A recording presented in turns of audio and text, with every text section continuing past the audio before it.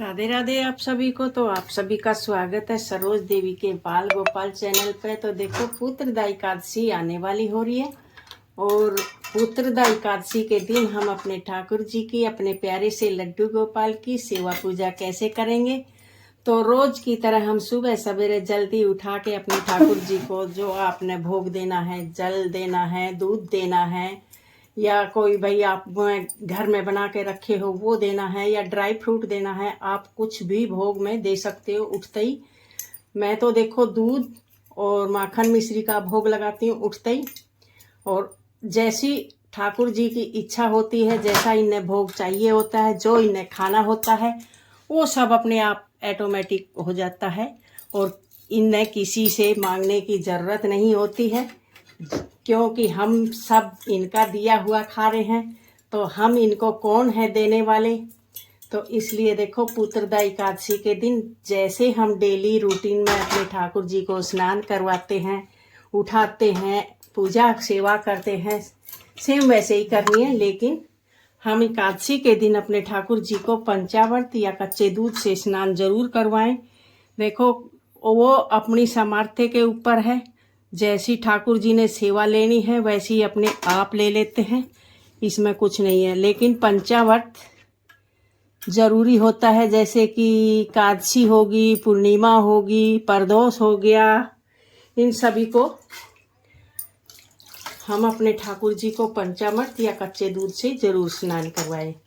तो मेरे ठाकुर जी का पंचामृत से स्नान हो गया है। देखो मैं तो, मेरे ठाकुर जी की कृपा है, मेरे ठाकुर जी की इच्छा है, जो भी कुछ है मैं मेरे ठाकुर जी को एक दिन छोड़ एक दिन पंचामृत से स्नान करवाती हूँ। इसीलिए मेरे प्यारे से छोटे से लड्डू चमकते रहते हैं और ये पंचामृत से नहा के खुश भी होते हैं। कहते हैं ये पंचामृत से नहाना पसंद क्यों करते हैं।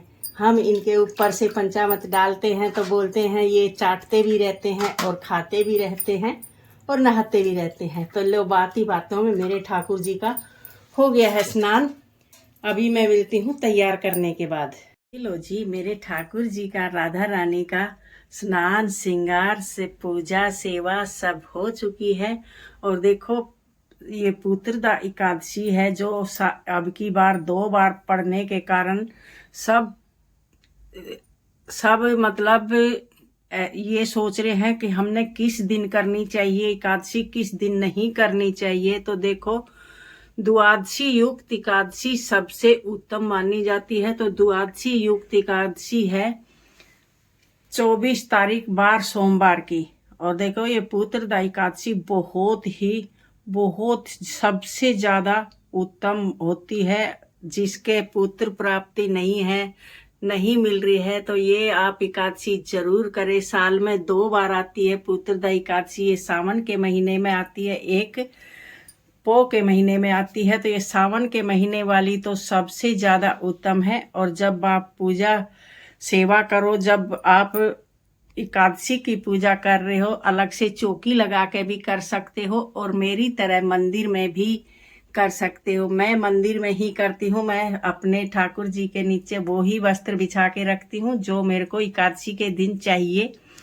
और एकादशी के दिन अपने ठाकुर जी को पीले वस्त्र जरूर धारण कराएं। पीले वस्त्र मान लो आपके पास नहीं है तो वस्त्र धुले हुए जरूर धारण कराएं। नहीं तो हमारे ठाकुर जी, देखो वो सब अपने अपनी सामर्थ्य के ऊपर है। लेकिन पुत्रदा एकादशी पुत्र प्राप्ति के लिए भी की जाती है, पुत्र की लंबी आयु के लिए भी करी जाती है और परिवार में सुख समृद्धि शांति के लिए भी की जाती है। तो देखो द्वादशी युक्त एकादशी है बार सोमवार और 24 तारीख की। तो इस दिन एकादशी पड़ रही है जो हमारी द्वादशी युक्त पड़ रही है।